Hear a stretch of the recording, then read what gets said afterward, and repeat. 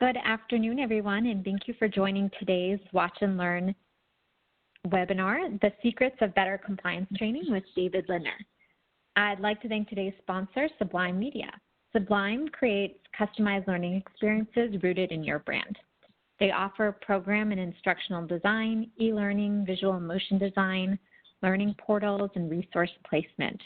Their design approach discovers your content, structures your story, and engages your audience. They call it corporate storytelling.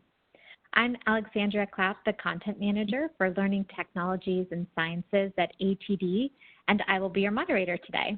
I know David plans to keep you engaged throughout his session, so as Regina mentioned, please share your questions and comments with your fellow participants in our chat box, and then we will have time for Q&A at the end of our event. So we'll save any unanswered or new questions to be addressed then. I'm very pleased to introduce today's speaker, David Lindner. David is the creative director and co-founder of Sublime Media, the creative agency for learning. He leads the company's creative and product development and specializes in learning approach design. With more than 25 years of experience in the training industry as a developer and instructional designer, his favorite parts of his job are seeing how these things work from the inside, learning something so well he can teach it, and making beautiful things. So without further ado, I will pass it over to David to take it away for us today. All right, and I am going to share my screen. Hello, everyone. All right. So again, as you just heard, I am David Lindner, the co-founder and creative director at Sublime Media. I am coming to you from a very smoky Seattle. And I imagine, like many of you, I am working from home. Just my windows are closed tight. I know all of us have been spending a lot of time staring at screens and listening to people talk. So I really do appreciate you taking the time today to listen to me. Sublime Media is the creative agency for learning. We create custom online training. So instead of prepackaged training, we look at the specific details of each project and we craft the learning. We're consultants. We help people tell their stories in meaningful ways. And because we've worked with so many organizations, large and small, we can see where the problems overlap and we can take lessons from one organization to another. So today, compliance training. We're going to start with what's wrong with it and some foundational ways to change it. I'm going to introduce you to one of our clients, Joe, just introduced himself a second ago, to give you a look at how T-Mobile has disrupted compliance training in their company. And we'll finish with 5 pieces, the best pieces of advice that I can give you for doing it right. So, compliance training. This is the training we usually get at the start of a new job, and then year after year, you get those courses put back in front of you. It is usually legal or policy-based content. It's usually written or informed by lawyers. And it's things like code of conduct or business standards, privacy, a lot of business practices like anti-corruption, behavior like anti-harassment training, some D&I and safety training also falls into this category too. It's a lot of stuff that's out there is in this category of compliance training. And bluntly, it is the training that gives training a bad name. I don't know about you, but I have been at a few parties in the past when we were allowed to do such things. And they would say, "What do you do?" And I would say, "Oh, I'm in training." And I'd see just a little wince on their face. And I think it's from that mandatory legal training that they had to take at numerous jobs. And I have to explain, no, I do better than that. So why do they wince? Why does compliance training, why is it bad? What's wrong with it? Well, it's often prepackaged. It's often one size fits all. It's often generic. It's become a commodity that's bought based on the cheapest option. Just anything to check the box. It's bland and boring. It's a lot of irrelevant information, sometimes given in a monotone lecture that's just reading what's already on screen, or it's just these hastily thrown together slides that have nothing interesting on them. And most of it is about what not to do. Don't do this. Rather than what you should do, it's really not connected to everyday reality. And this is really ironic because this kind of training covers some of the most important lessons you need as an employee. And we give it to you in a way that begs you to ignore it. Just check the box, move on, don't think about it until it's time again to see it, and ignore it next year. It's also ironic because of the people we do it to. Compliance training is often the very first corporate communication new employees experience. And new employees, they are the most eager training takers you will ever meet. Just got a new job, the possibilities are endless, their minds are open, they're ready. And what do we give them? It's not good. Most compliance training turns out to be an anti-engagement machine. It replaces possibility with pessimism. And this is a big issue. It's a real problem. Less than a third of employees say they are actively engaged at work. Less than a third. Less than a third are saying they are emotionally and enthusiastically committed to their job. That is a tiny percentage. And this is from data taken before COVID. So I'm interested to see what that feels like now. But the good news, and the reason that we're here today, is that training doesn't have to be this way. It can work for employees instead of against them. And for us, it starts with something we call corporate storytelling. That's our philosophy and our inspiration. And it's a way of thinking. It's a way of thinking that prioritizes engagement in order to make training effective. Because people who aren't paying attention, I guarantee they are not learning. So what is corporate storytelling? Through our work, we've documented three very straightforward truths that make up good corporate storytelling: empathy, usefulness, and design. We have written these things to be straightforward on purpose. We believe it's important to be deliberate about what we do. And honestly, in the rush of deadlines and shifting priorities and multiple stakeholders and battles over budget and now endless web meetings, it's really easy to lose sight of these foundational ideas that make all training successful. So these truths, we keep them as our inspiration for making training that helps employees feel trust and connection rather than dread. So let me go through these. I'm going to start with empathy. The most important skill you can have as a trainer is empathy. It starts here. We're trying to train someone. We're trying to teach someone, a person, something. Who are they? This is not just defining your audience, which as trainers we often do. This is actually trying to see the world from their perspective. And what you'll realize is that learners today are looking for authenticity as much or even more than authority. So much compliance training comes from that authority place. Here's a rule about what not to do. Don't break it. What compliance training should be is about training judgment rather than just memorizing rules. It really is there to help people make good choices, not just parrot policies. And to do that, our job as trainers is to meet our audience where they are. It is not their job to take our training. It's our job to connect them to something they need and to talk in a language they can hear. So let me tell you a story that illustrates this. And it's about a device security course. This was for a company that develops consumer devices, things like phones and tablets, and they use their employees to test these pre-release devices before the public sees them. And as you can imagine, quite a bit of security around the testing program so that the intellectual property doesn't leak. The rules, they are written in a multi-page, 9-point font policy that everybody signs and no one reads, which is why they asked us to develop a course.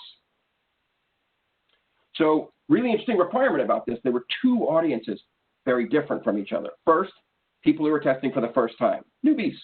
All they wanted to try a new device. I'll sign anything. Just give me the device. And then people who have worked with the program before and think they're pros. We call them our know-it-alls. They've seen, I've done this before. Half these things won't make it to the public. I know, blah, blah, blah, blah, blah.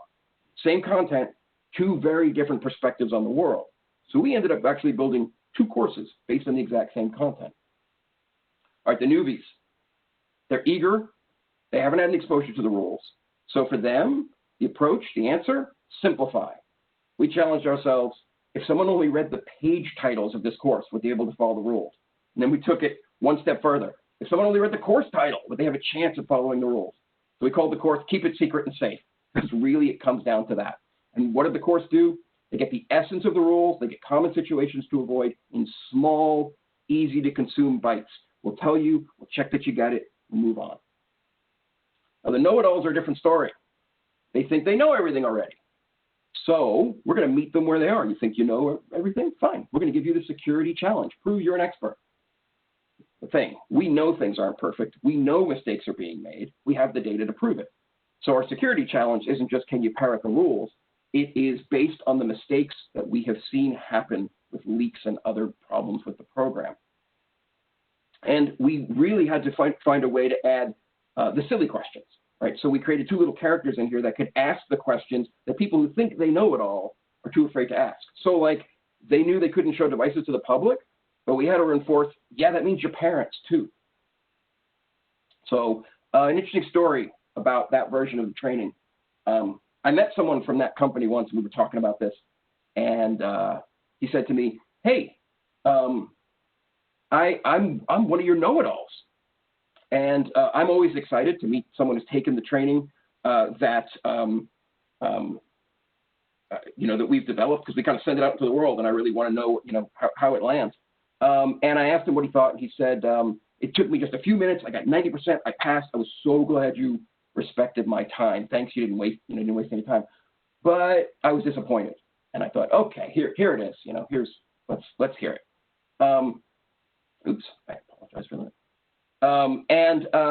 He said, I really wanted 100%. So I went back and I read every piece of text. I retook the security challenge. I got 100%.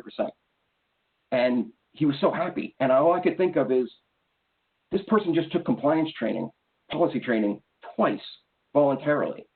I don't have a better definition of engagement than that.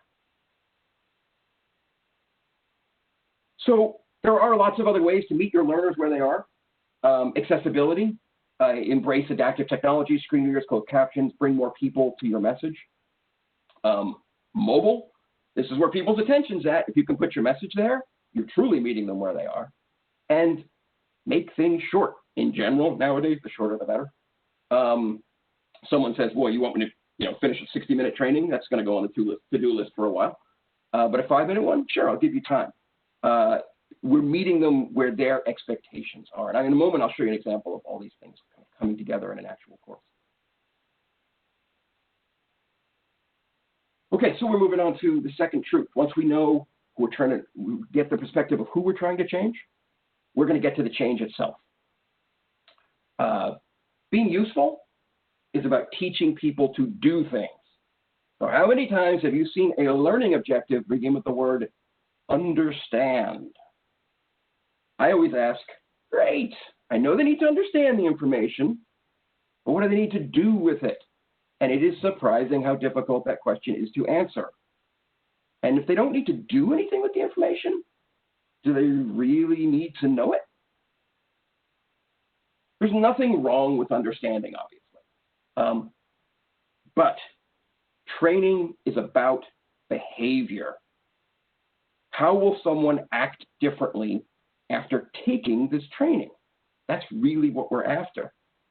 It comes down to when they need to dig a hole, just give them a shovel, not a history of hole digging, which sounds a little silly until you remember that anti-corruption course you took that starts with the Sherman Antitrust Act of 1890-something. People say, well, compliance training is about rules and laws and policies, right? Yeah and no, because rules don't cover everything. We're actually teaching judgment and the choices we make when no one is watching. So let me show you an example of this. Now I'm actually going to switch to a live version. So this is an actual web page here. This is a course that we built, and this is a demo version of this course because the work we do is custom, so I can't just go around showing everything we do to everybody. So we took this course and kind of put in some placeholder content. I promise we don't write a lot of content in Latin, but there's some real content in here too. And this is an employment law course we built for HR managers. And it's part of a series that covered how employment law affects the day-to-day decisions of those HR managers. It's built in a custom HTML framework. We work in authoring tools, and we also do custom HTML framework. It is mobile responsive, so as I move this, it will optimize itself for the size of the screen it's on.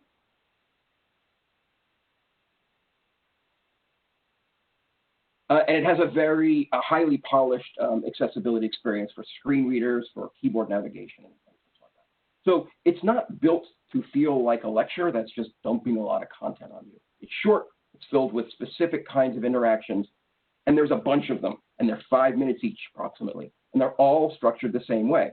We're going to start with a video describing why it matters, and here, this isn't the actual video here, this is just some examples of some of the motion work that we've done when we create some of these. Great way to capture people's attentions. Video delivers very well to mobile as well. But these courses always started, why is this issue important? And we got this done in like a minute. Once you're done with that, we went into, can you spot the issue?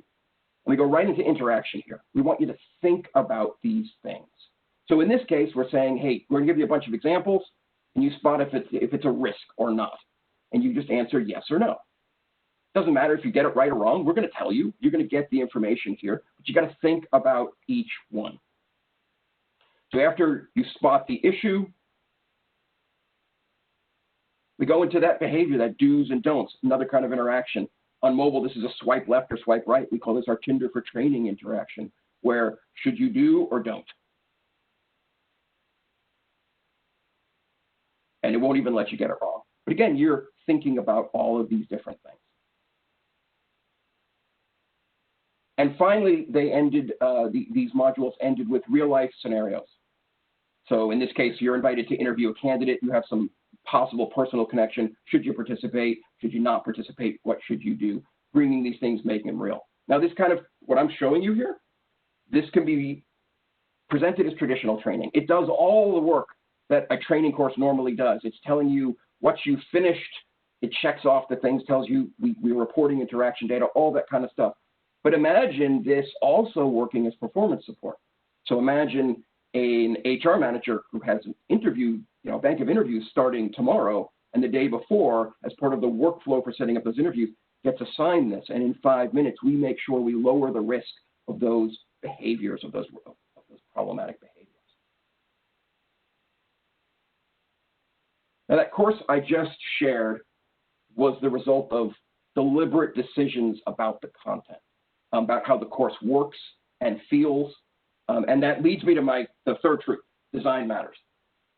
What your training looks like, what it sounds like, what it's like to use, it matters. Because there's a big difference between something that feels like this and things that feel like these. Whoever you are, wherever you work, you have a voice, you have a brand, and you have a story to tell. And your training should sound, look, and feel like you. I like to ask my clients, how does your content differ from your competitors? We're all doing anti-corruption training. We're all doing privacy training. How is it different? These screenshots I just showed you, they're from actual training.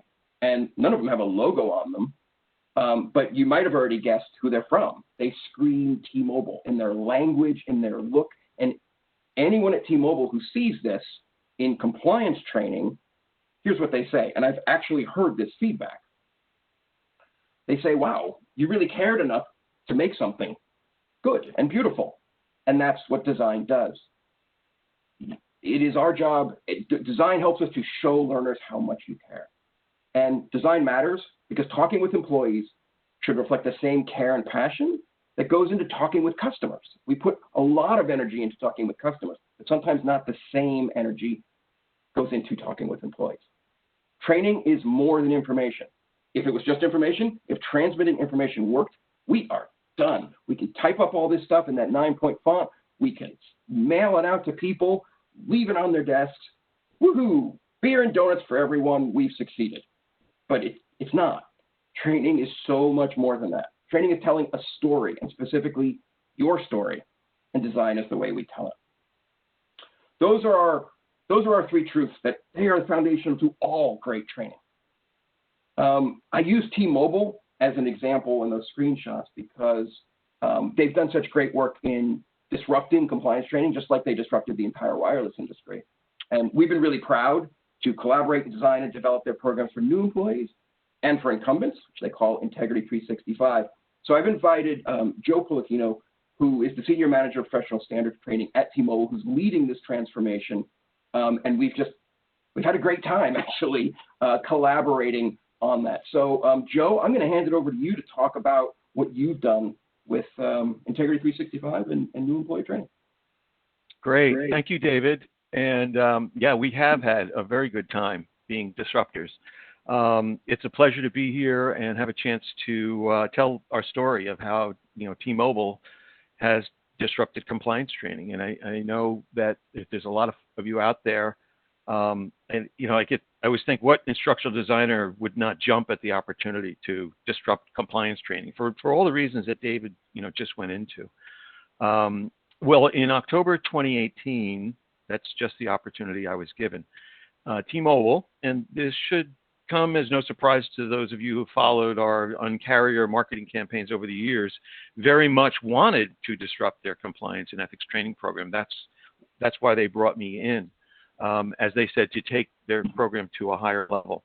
So I jumped at this chance and joined the Magenta team.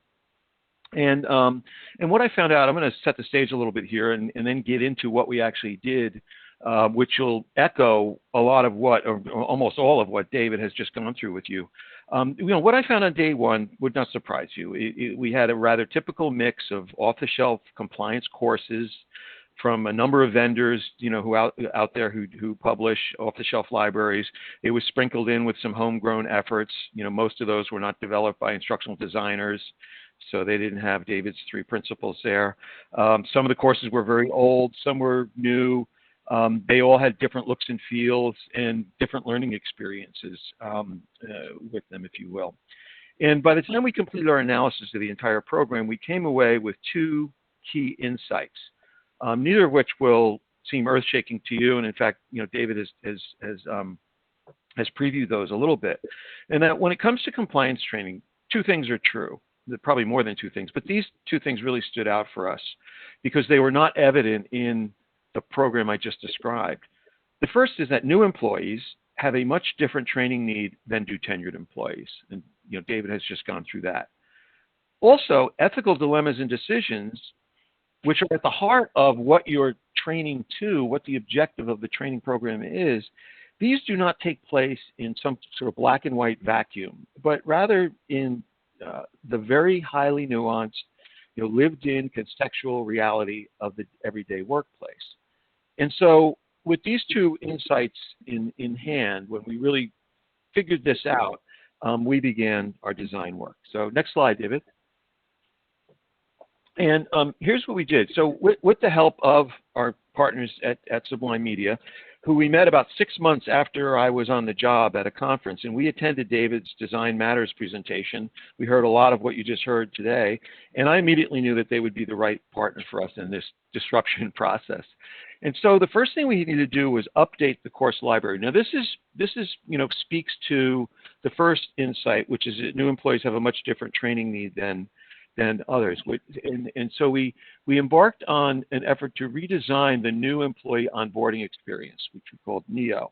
And the first thing we needed to do was update this course library. So what you see on the right is the graphic that we now have. And you'll see that there's a start, there's a finish, it's a learning journey. What happened before when you joined T-Mobile was you got 12 out of these 14 courses, because we didn't have 2 of them. You got all 12 of these courses assigned to you through our LMS on day 1.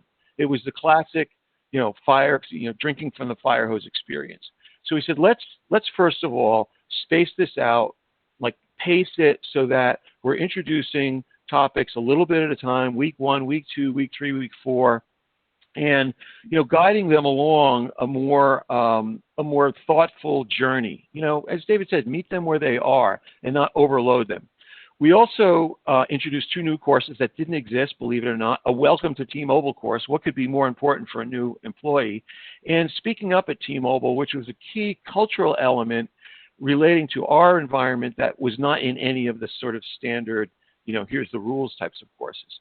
And, our goal was to transform new employees to code champions in 4 weeks.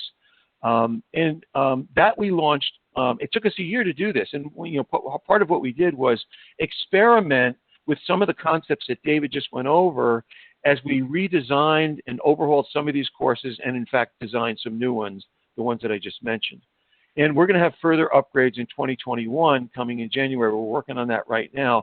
But what this did for this year was set aside a separate program for new employees, distinct and different from what tenured employees had. And that's what I want to get to next. So next slide. We introduced Integrity 365, highlighting that it's all about integrity. It's about doing the right thing. It's about doing things the right way, 365 days a year, 24/7. So removing it from the legal policy document into the lived-in experience.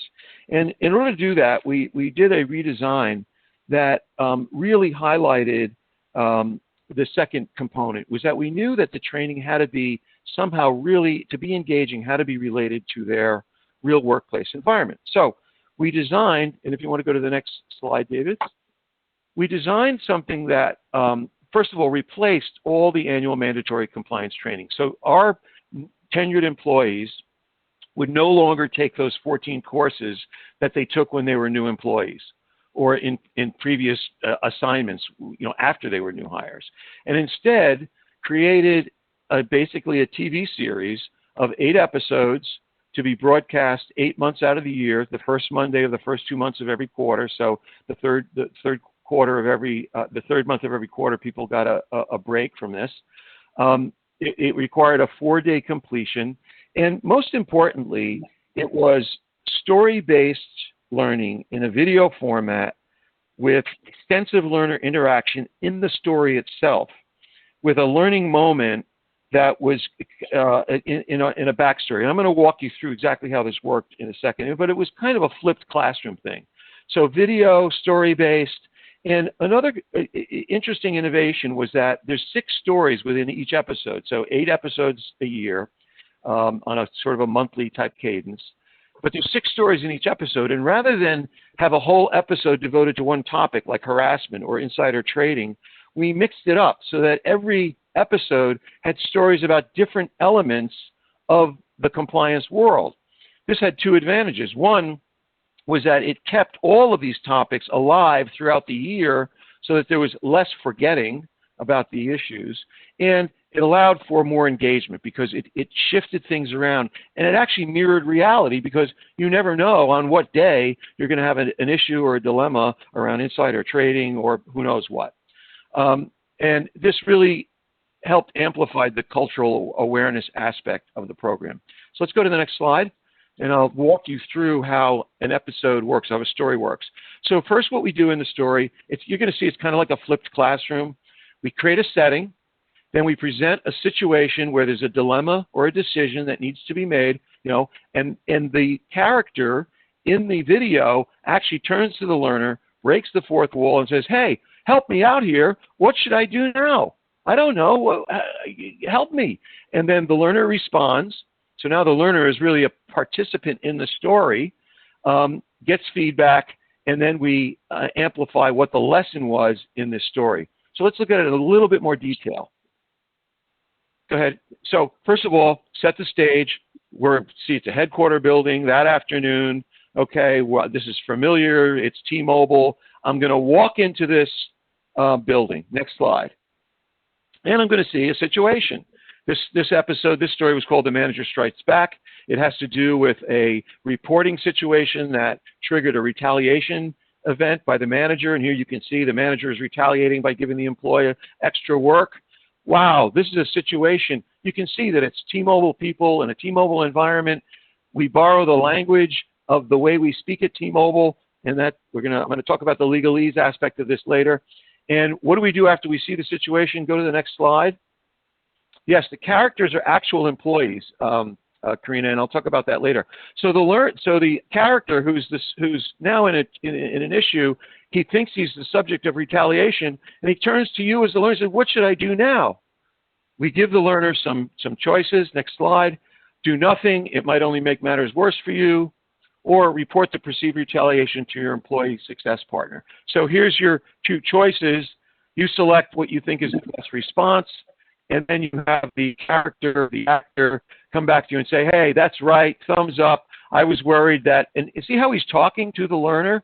This is a whole different question and answer experience than what we had previously, where the questions and answers were divorced from you and your experience. And now you're actually kind of participating in helping your make-believe colleague, in this case Marcus, to answer a question by remembering what you learned when you were a new employee to answer the question.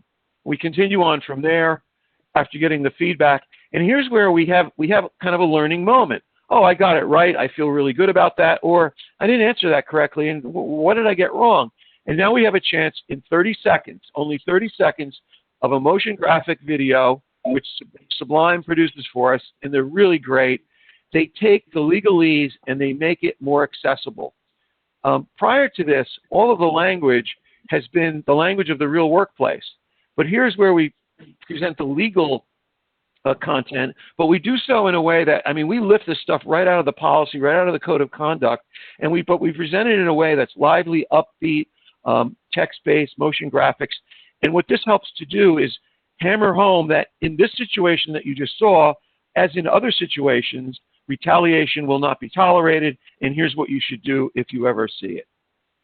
And that comprises a story. And there's 6 stories like this in every episode, and there's 8 episodes a year. And as you can see, this breaks it down into small bites that are more engaging, more efficient in the amount of time we're asking, and ultimately more effective. Next screen. We've gotten tremendous feedback. Here's some of the learner ratings and comments. Here's a person, reviewing is optional in our learning management system, and only a small percentage of people bother to give us feedback. We've gotten enormous feedback, and it's comments like this. I never leave reviews for these trainings, but this was amazing, very engaging, and I learned something. I want more of these trainings. This is the best ethics training I've ever taken. I mean, it doesn't get better than that, right? And wow, about time we had Uncarrier Code of Conduct training. Now notice the use of Uncarrier. We actually have been able to make compliance training feel like T-Mobile, feel like our culture. And I think that's something that everyone out there can do. One last slide. We really focus on completions, and we make managers the people responsible for completing. One of the things that this has allowed us to do was reduce seat time from 4 hours a year for tenured employees to 3 hours. What are we doing with that extra hour? We're giving the managers a conversation guide so that they can talk to their employees about the episode that they saw that month and really bring it into the real life situations of their workplace. This is part of a whole effort that we're working with Sublime on into turning this into more of a social learning experience. One more slide. I told you that this would be more effective. And how do we measure that? Well, we are collecting a ton of data, not just about completions, but the way people answer the questions, and more and more and more. We have a really robust data analytics program in place that's helping us to make mid-course corrections in our design work from month to month to month. This is one of the most interesting aspects of the whole thing, is that we're not locked into these library courses that change every 2 years. We are changing content and presentation on the fly based on the feedback we're getting with each episode. So that's our story of how we've disrupted it. Someone asked about the actors. Yes, we do use real employees as actors. That's turned out to be a huge hit. It was a risk at first. We didn't have the budget to go out and hire professionals, and we tried it this way. And it turned out to not only be cheaper, but a real win with our employees, because it made them feel like this was more like the place they worked in. David, I'll turn it back over to you now. All right. Thank you, Joe.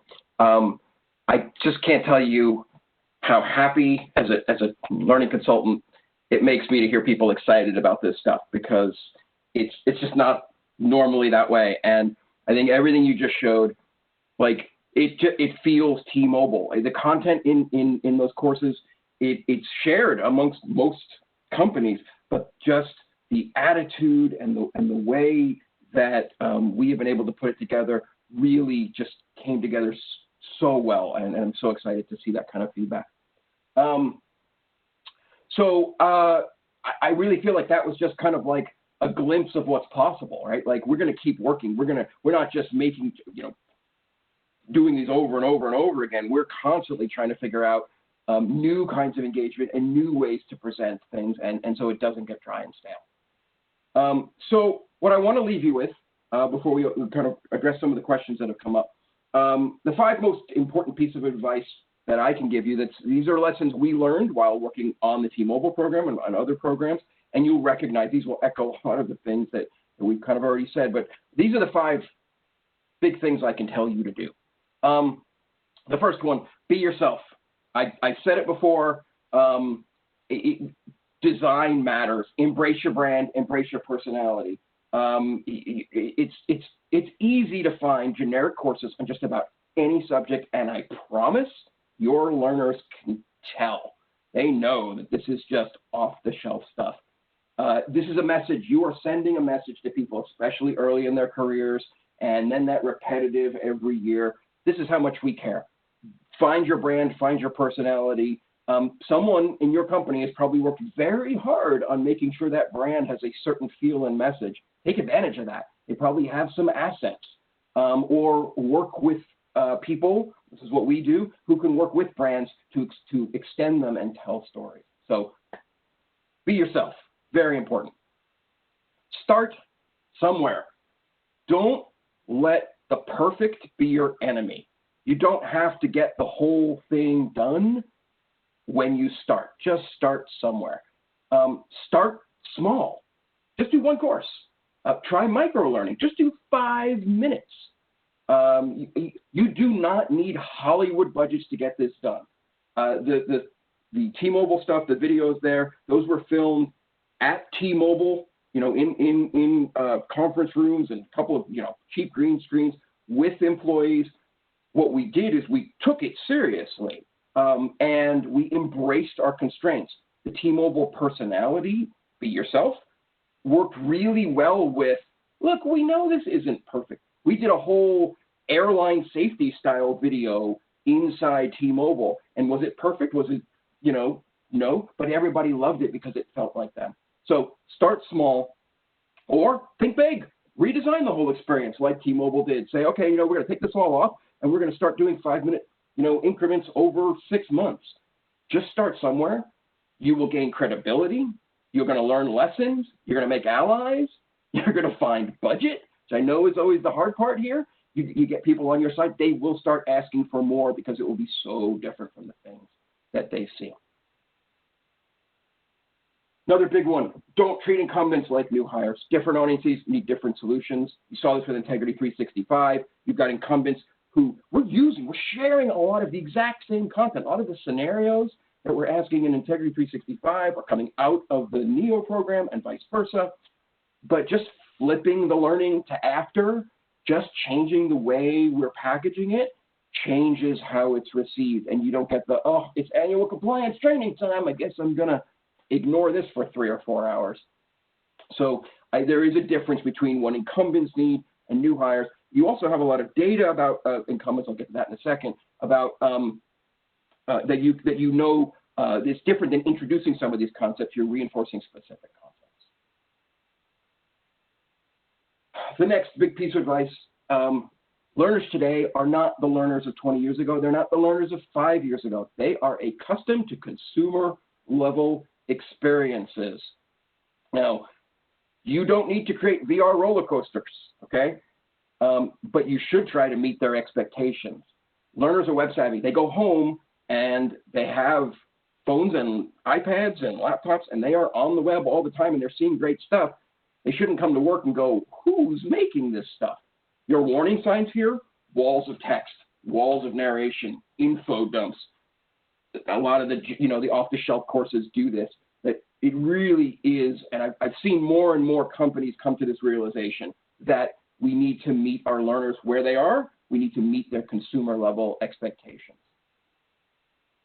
The last big piece of advice I can give here is gather and use data. Data-driven learning, you hear that a lot nowadays, right? And you hear it referred to with AI and all this stuff, and it seems really big. It seems like a really hard challenge.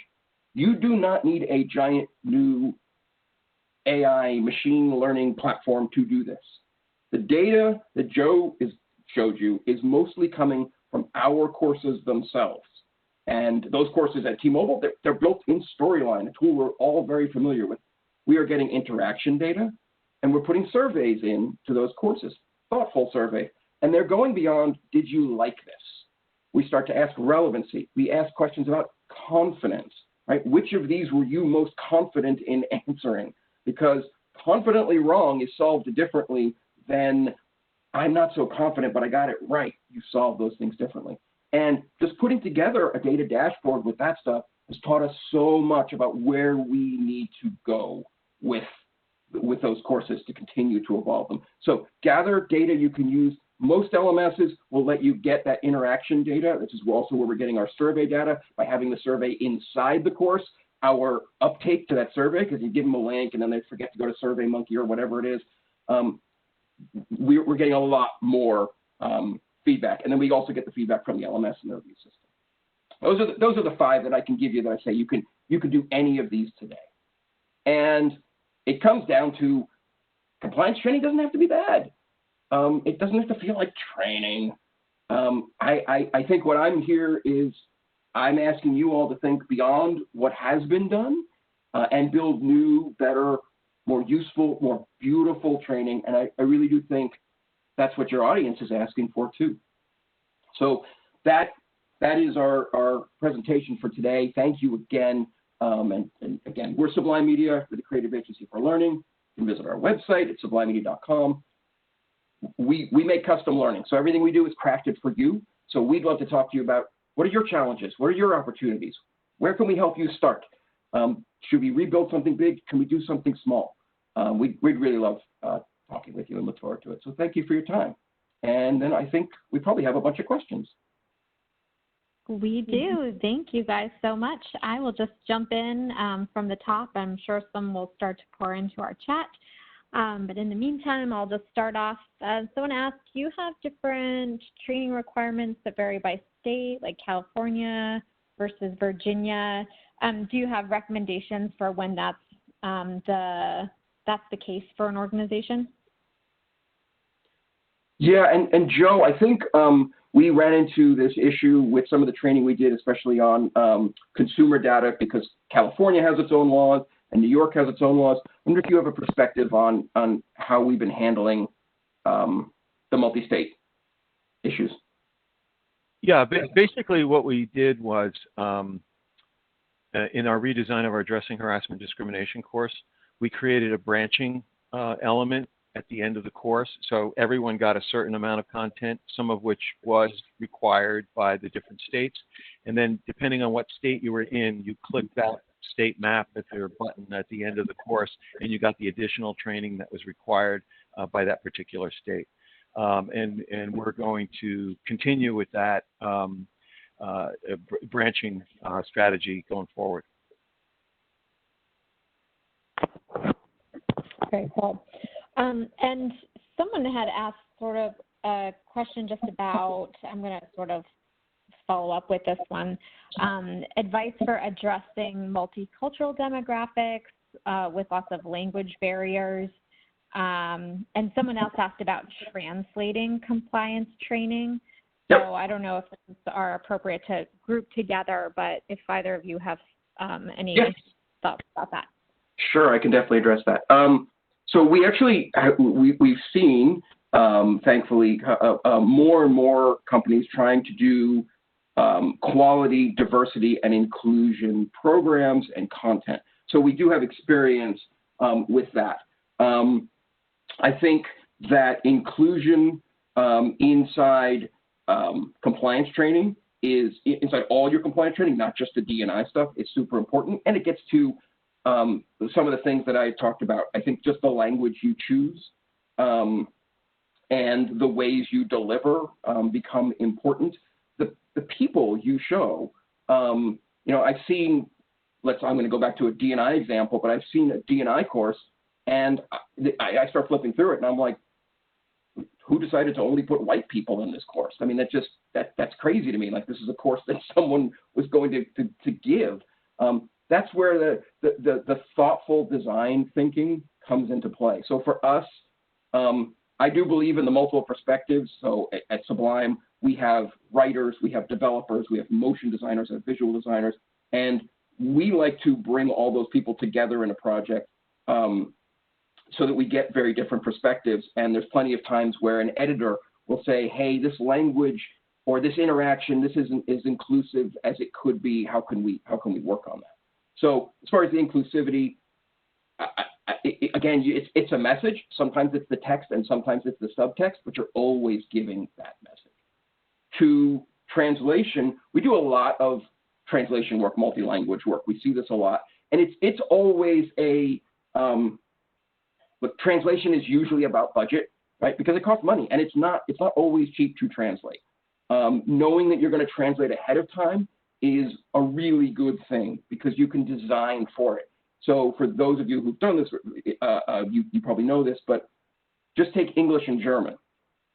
German sentences tend to be a lot longer, and their words tend to be a lot longer without spaces. So wrapping is different. So you need to make sure that you have enough white space on screens when you're designing. So it's part of that design thinking up front.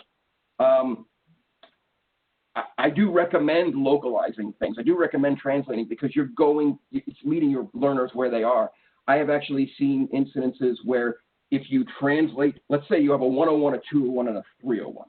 You translate the 101, and in this client that I had, they didn't have the budget to translate 201 and 301. So they just did 101. What we saw was that 201 and 301, the consumption still went up because we bought so much credibility by translating 101. People were like, okay, I'm going to go ahead and do this. There's lots of little things about translation and about, let's say, doing it in videos, and do you translate the text inside a video, or do you just swap out the closed captions? And the last thing I'll say about that is there is a difference between translation and true localization. Most of what we see is translation. Take the words, we've written a course in English, we've made sure it's globally accessible, right? We've made sure the content works, our examples work, that kind of thing, and translate it.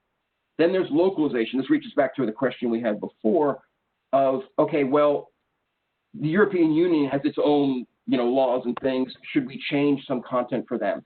And some of that's going to be, yeah, let's make it branch in the course, or let's make a separate course, things like that. So that's a whole nother level of issue there.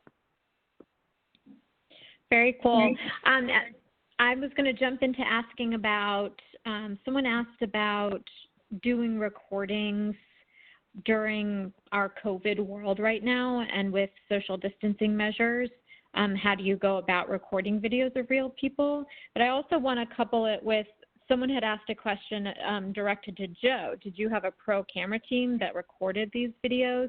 And someone else had asked, what software is this? So I wonder, sort of grouping all these together, if you can sort of clarify what, technology Sublime Tech is, what parts were at you, and then what parts, like to use the T-Mobile example, then did Joe, did he have to get something in addition to what Sublime was offering? If you can kind of walk us through that, and then the COVID question too. I'll start, and then I'm going to hand it to Joe because he definitely has some good stuff about this. So for T-Mobile, we didn't shoot the video. We worked with Joe's team to shoot the video. What we did is we kind of directed from afar. Sometimes we were on site and kind of, and we're storyboarding out the stories and writing keeping track of who's doing what. And so we're doing a lot of the producing of it, but the actual camera work was done at T-Mobile. I'll let Joe talk about that. Just to talk about COVID, it's hard. It's super hard. It embrace constraints, right? Record a Zoom meeting. the ability to put backgrounds on things helps. It's the multi-character thing that kind of gets in the way, right? It's hard to have multi-character. So what I'm seeing a lot of now is we're going to have two people. We're going to embrace that, we're on Zoom or Teams or, WebEx, and these are two people having a conversation. Or you can go silly, put some weird background on the back and pretend they're on Mars and just wink at your audience. There are different ways you can go about this. I have seen some facilities are opening up to limited amounts of people, so you can do some of that. But yeah, it is screen recording. What we also do is we do motion graphics. I showed some samples of that before, and so you can do some like that. But we found that in certain situations, the filming of people is very valuable. Joe, I'm going to let you pick this up here. So first part of the question about just videoing in general, as David said, we do all of our own video production and hand the videos over to Sublime for them to build into the course. We had the advantage. I had the advantage when I got there. There is a green screen video recording studio on the T-Mobile campus, which we were able to schedule time in as it was available. So we had that advantage from the get-go. I also had a guy on my team who was actually a professional voiceover guy who had an interest in video, and we bought some equipment for him, some lights and cameras and lenses. And, in addition to using the studio, he was able to, learn how to shoot video and use the software like Premiere Pro and all that editing stuff. So we took a homegrown talent and helped him learn how to do it even better. Now, then we ran into the problem of COVID, where we couldn't go into the studio anymore. So we had to improvise, and actually it turned out to be a source of innovation for us, using platforms like Teams or WebEx. We use Teams to record video and figure out how to edit it so that it looked like people were talking to each other. And we actually built the fact that we're all working from home into our stories, and it actually prompted some issues around ethical behavior. So not ideal, but we worked around it. It created some innovation, and we have been slowly but surely been able to get back into the studio on a limited basis. So you never know what curveball is going to come your way. And as with all things, when you get a curveball, you learn how to hit it, and it usually requires some change that actually produces greater innovation. Love that. I want to jump back to the couple of folks in the beginning of our session were chatting about the limitations or restrictions that they have with compliance training because they're required to use specific legal language in their training. Their legal department has to approve it. So I was wondering, maybe both of you guys have a perspective on this, but do you have recommendations or have there been workarounds when you need to incorporate this into the compliance training? Yeah, this is a common problem. We work with a lot of lawyers. Lawyers are really good at knowing their stuff. Not so good at explaining it. Lawyers are the most extreme type of subject matter expert. Subject matter experts think, well, I know all this stuff, and if only you knew all this stuff, we would be fine, right? Forgetting all their practice, they have lost their beginner's mind. And so lawyers are kind of an extreme example of that, and there's a reason for it. I make a joke out of it, but there are actual risks here. I can give you an example. Actually, at T-Mobile, we did a course on financial products. And, it's the difference between, let's say, leasing and insurance, and we're talking about credit card fraud. There's a lot of legal stuff in there, and that's what we were handed, a lot of legal stuff. And I showed a brief screenshot of it, actually, in this presentation. We created what we called a demystifying machine. And we put the legalese on screen, and then you click the demystify button, and we were like, can we explain this in one paragraph? Now, of course, the lawyers have to approve it, right? Going through legal review is just one of those things that this type of training, like, you got to build an extra 2 weeks and an extra review cycle into the schedule. It helps when you don't delete it all. The other things you can do, sometimes you can get away with, hey, the policy's over there, make sure you go read it, check this box to say that you have, that kind of thing. So you don't have to put so much of it in your course. And the other thing is fight for it, right? You have to go to the lawyers and say, people don't understand it when you talk about it that way. So lawyers think they're being, and they're being precise. Precision is not teaching, right? Precision is important. But teaching is about distinction. What's the difference between when I'm saying this and saying that? And so that in the employment law, the HR employment law, was all our SMEs, all our sponsors were lawyers. And we had to keep going back. When we were making those videos, we were pushing and pushing them. Your learners don't understand it. You're not going to get the change you want just by saying it that way. Let us help you explain it. Joe, do you have any perspective on working with legal at T-Mobile there that you can? Yeah, definitely. And I would say that this is one of the most challenging aspects of our work, is this issue. And one of the things that I can say from our experience is that when you're doing the kind of programs that David was describing at the beginning of the presentation, when you're in that zone, you are playing right into the hands of the lawyers, because you have a format that basically suggests and requires that legalese language. You're sort of boxed in. But when you introduce the scenario-based, story-based element, where you're really talking about, or you're really designing for the way that people really talk, and then they have to have a different perspective, because they know as much as they know all the things that David just described. They also know that this needs to be real, and that people don't talk like that except for them. And so it allows you. Then you give them the space in the feedback or in the what we call the backstory, to actually include some of the legal explanation. And over time, two things have happened. One is they've seen that the way we're doing this creates greater engagement and more completion, and so they're happy that there's greater compliance doing it this way, number one. And number two, they've sort of started to, come over to our side a little bit and be more accommodating for the story-based elements that really require real-life language instead of legalese.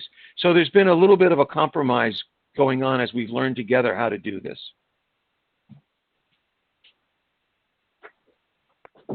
Awesome. Thank you guys for sharing both of your perspectives.